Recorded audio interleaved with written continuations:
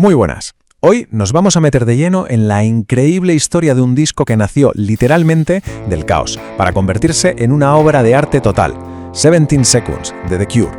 Y ojo, que todo este análisis que vamos a desgranar viene del currazo del blog La Playlist del Yeyo, que ha sido nuestra fuente y guía. Así que desde ya, mil gracias por su trabajo. Y es que la historia de este álbum nos plantea una pregunta, ¡Qué tela! A ver, ¿es posible que una crisis interna, un conflicto brutal y no tener un duro sean los ingredientes perfectos para crear algo genial? Suena locura, ¿verdad? Pues vamos a ver cómo The Cure consiguió precisamente eso, convertir un desastre inminente en pura magia.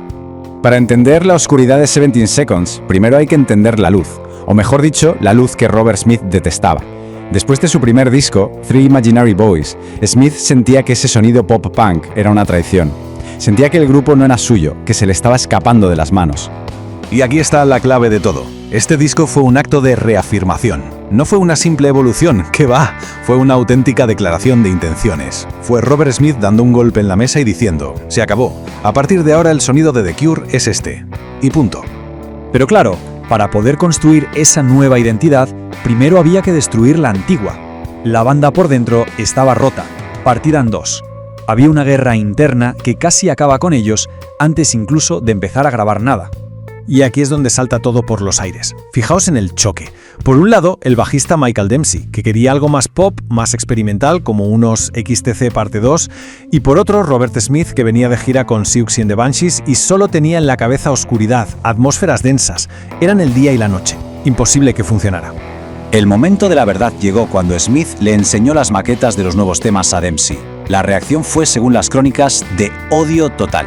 Y con esa palabra se firmó la sentencia. La salida de Dempsey no fue amistosa, no. Fue una purga ideológica en toda regla, que dejó a Robert Smith con el control absoluto para llevar a la banda a su terreno, a las sombras.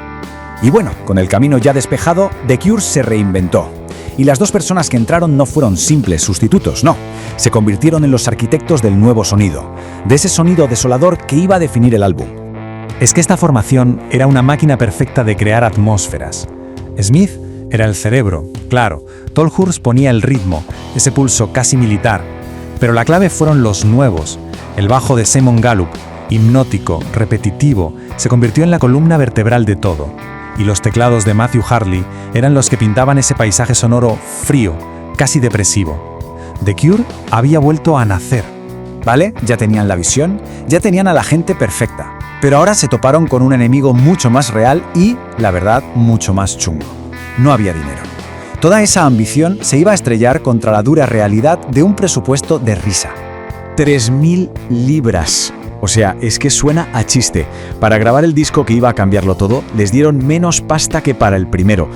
La presión económica era brutal, pero brutal de verdad. Y claro, con esa miseria de presupuesto, el tiempo era limitadísimo. ¿Cuánto? 7 días. Una semana para grabar y mezclar una obra maestra. Una carrera contrarreloj de las que hacen historia. ¿Y cómo lo hicieron? Pues con jornadas de trabajo inhumanas.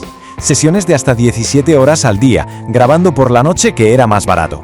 Estaban agotados, sin un duro y sin tiempo. Y paradójicamente, eso fue lo mejor que les pudo pasar. Y aquí está la genialidad de todo el asunto.